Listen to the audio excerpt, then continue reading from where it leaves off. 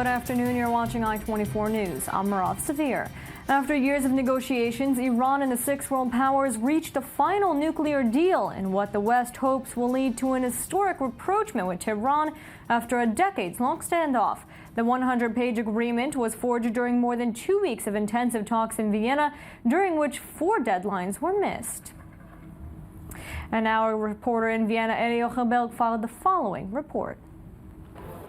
Well, I can't believe I'm actually saying that, but that's it. The roller coaster ended, and there is a nuclear agreement between world powers and Iran. The P5+1 and Tehran negotiators announced this agreement only a short while ago here in Vienna after really very intensive 22 months and especially a hectic couple of weeks here in Vienna of negotiations. They overcame all the obstacles and managed to finalize a deal, but they're saying that it's not just a deal, but a good deal, the best possible deal they could have reached, and they emphasized the necessity of such a deal for the sake of world peace and, of course, the regional peace in the Middle East. And I24 News reporter Denis Weibel recaps today's events in Vienna and the responses throughout the world. After weeks of intense negotiations in Vienna between the U.S., world powers, and Iran over the Islamic Republic's nuclear program, a breakthrough on a comprehensive plan of action has finally been agreed upon. The joint plan was built to ensure that Iran's nuclear program will be exclusively peaceful and is supposed to mark a fundamental shift in Iran's approach to the issue. Today is an historic day. It is a great honor for us to announce that we have reached an agreement on the Iranian nuclear issue. With courage, political will, mutual respect and leadership, we delivered on what the world was hoping for: a shared commitment to peace and to join hands in order to make our world safer. Under the deal, sanctions imposed by the United States, European Union, and United Nations would be lifted in return for Iran agreeing to long-term curbs on a nuclear program that the West has suspected was aimed at creating a nuclear bomb.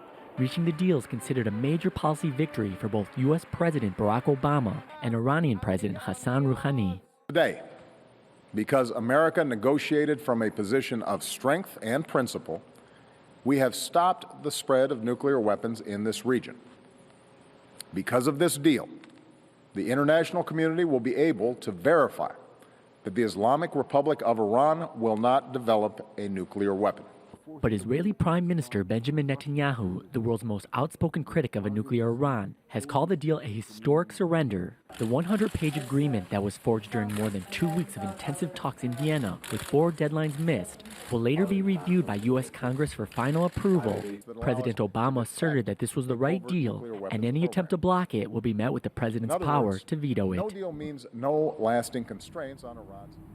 And with us now in studio is I24 News diplomatic correspondent Tal Shalev. Tal, we heard some of what Obama had to say. John Kerry also giving a very lengthy speech about this agreement. What do you make of those 2 big statements this afternoon? Well, despite this historic deal that definitely both of Obama and Kerry and also President Rouhani are celebrating, there's actually not a lot of time for celebrations, because the public relation campaign needs to begin, and the administration's goal at this point is to try and sell the deal back home, especially to Congress. And Obama and Kerry, basically, they praise the merits of diplomacy, and they praise the fact that there is no alternative. They detail the positive aspects of the deal, and if we should just go over what the White House is saying, the most positive aspect is the transparency, the opportunity to track Iranian nuclear activities with robust transparency and verification methods, but also an increase in the breakout time for one bomb from 2-3 months to a year,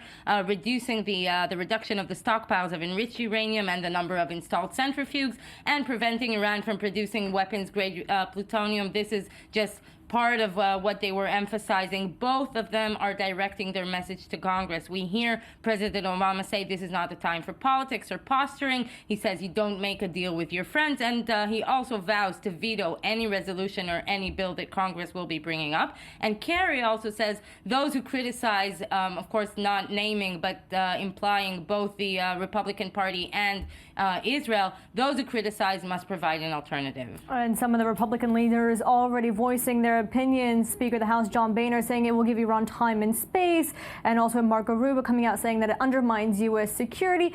Another very, very vocal opponent of the deal is Israel. What are we hearing from Jerusalem? Well, the problem that the challenge for Jerusalem is to convince not these GOP members, these Republican leaders who were on Israel's side to begin with regarding this deal. The challenge is to convince at least 13 Democratic senators to override a presidential veto, which we just heard the president vow to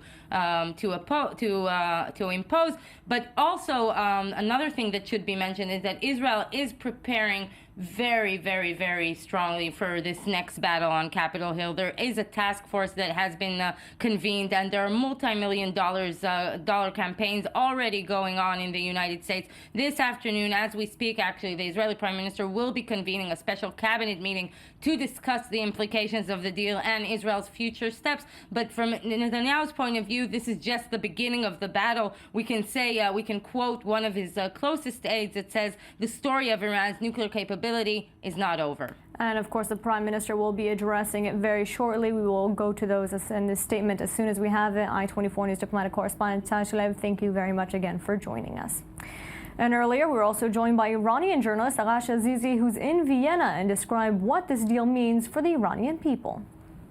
It's hard to exaggerate what a vast support it has and what a historical moment it is. I've been here for 21 days. This is definitely the biggest story I've ever covered, but I think it will be the biggest story for years to come. If the deal is stuck, it would have important consequences for the course of development of our country, and it will be greeted, will be greeted with enthusiasm in Iran, and Iran will be a happy country tonight. There's no doubt about that. Rouhani government was elected on clear promises. It was elected to give more political and civil rights to people. It was elected to alleviate the economic problems of the people, and a lot of these things have been put on the back burner. Expectations will be raised, and the Iranian regime will be, expected to carry out, its promises and to answer these expectations if it wants to avoid disappointments. So I think it would be more pressure on the government to carry out these demands, and hopefully it would lead to a weakening of hardliners in Iran. But I'll tell you, I don't think it will be a smooth process. I think, the supreme leader of Iran, and hardliners, they want something from this deal. The ordinary Iranian, street wants quite another. So I think it would be an interesting and challenging period, not only in a year to come, but in years to come. But it would be an interplay between raised expectations of the people who want so much more and deserve much better than what they've got in the last decade. And also this morning, the Director General of the International Atomic Energy Agency said the agency signed a roadmap with Iran with the aim of resolving all outstanding questions it has about the country's nuclear program by the end of the year. I have just signed the roadmap between the Islamic Republic of Iran and the IAEA for the clarification of past and present outstanding issues regarding Iran's nuclear program. The roadmap sets out a process under the November 2013 Framework for Cooperation to enable the agency, with the cooperation of Iran, to make an assessment of issues relating to possible military dimensions to Iran's nuclear program by the end of 2015. It sets out a clear sequence of activities over the coming months, including the provision by Iran of explanations regarding outstanding issues. It provides for technical expert meetings, technical measures, and discussions, as well as some separate agreements regarding the issue of purging. And markets are responding to the deal as oil prices decreased sharply. Here's what one senior analyst had to say. This is very positive for the economy, also for the world economy, because Iran should bring its oil reserves onto the world market in the future, which means the oil price is going to tumble even more. Therefore, we don't face the threat of inflation anymore. We have more spending power, and the Federal Reserve Bank in the US maybe has no reason to increase the interest rates this year. This means a liquidity high, cheap resources, global economic condition, everything speaks in favor of shares. Well, that's all for us for now. We'll be back at the top of the hour with the latest. Thank you for watching.